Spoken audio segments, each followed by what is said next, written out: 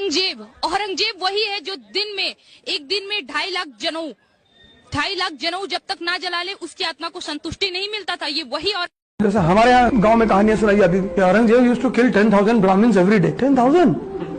तो शुरू में हमको भी लगा कि बहुत बदतमीज आदमी था यार। एक बार मैंने किसी से कह दिया, ग्रेजुएशन फर्स्ट ईयर में था, तो मैंने किसी से कह दिया कि औरंगजेब जो है 10,000 ब्राह्मणों को डेली मारता था। तो वो बेचारे समझदार आदमी थे, कह बैठो। तो बोले 10,000 पर डे, तो मान लो साल में 300 दिन है, 10,000 में एक जीरो बढ़ाओ तो कितना हुआ? मैंने कहा 1 लाख। कहा फिर दूसरा जीरो बढ़ा दिए, फिर मैंने कहा 10 लाख। तो बोले कि एक साल में वो 30 लाख पंडितों को मारता था। मैंने कहा हाँ। कहीं 50 साल उसने शासन किया, तो एक साल में 30 लाख, तो 50 साल में 15 करोड़, और टोटल पॉपुलेशन औरंगजेब के समय इंडिया की 11 करोड़। तो तुम कहां से बचे हो? ज्ञान जहां से भी मिले बटोर लीजिए, और पहले जरा टटोर लीजिए।